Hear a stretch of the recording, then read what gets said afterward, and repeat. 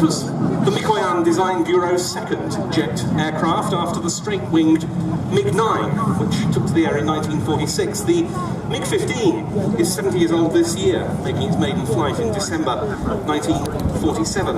The Germans, having pioneered swept-wing jet designs, the Soviets made use of that technology, but there was an interesting British influence in the engine.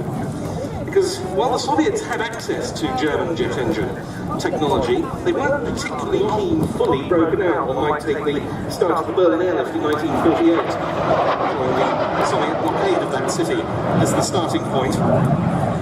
And Britain was desperately in need of money, being pretty much broke after World War II, so the opportunity to sell the Nîmes production license to the Soviets was, after much debate with members of Clement Attlee's post-war Labour government, both for and against the decision, the license was granted, and the engine was produced initially as the Klimov RD-45, later improved by the Soviets as the VK-1. The specification of the MiG-15 was aimed at combating high-flying heavy bombers. It had heavy cannon armament. It flew not long after what became its great adversary, the North American F-86 Sabre. And from the outset, this was an aircraft that could exceed 1,000 kilometers an hour, nearly 650 miles an hour, at an altitude of 3,000 meters, 9,800 feet. Deployed, and the first aerial victory was scored against a rather unlikely opponent in the form of a nationalist-flown Lockheed P-38 Lightning.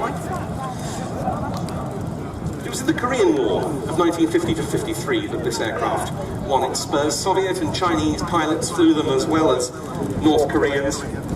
A very effective tactic was developed whereby the MiG-15s would wait at altitude in large groups and then split to pounce from all directions on the aircraft of the United Nations forces. It was against an F-51 Mustang that the first MiG-15 combat victory in Korea was scored in November 1950, and later the same day, the first ever kill of a jet on another jet in history.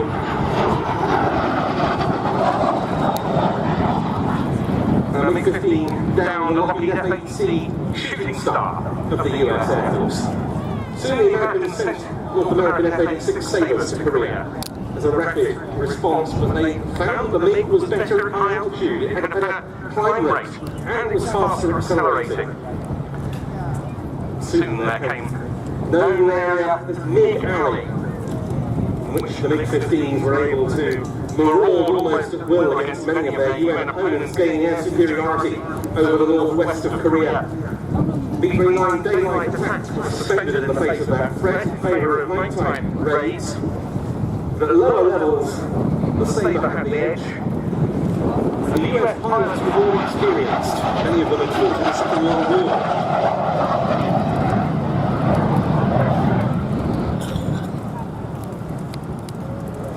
That helped to turn the tide to some extent, and that was exacerbated when later model MiG-15s became, or F-86s I should say, became available to counter the MiG-15s. Throughout the rest of the Cold War, after the Korean War ended in '53, there were occasional confrontations with Western aircraft around the fringes of USSR and communist territory.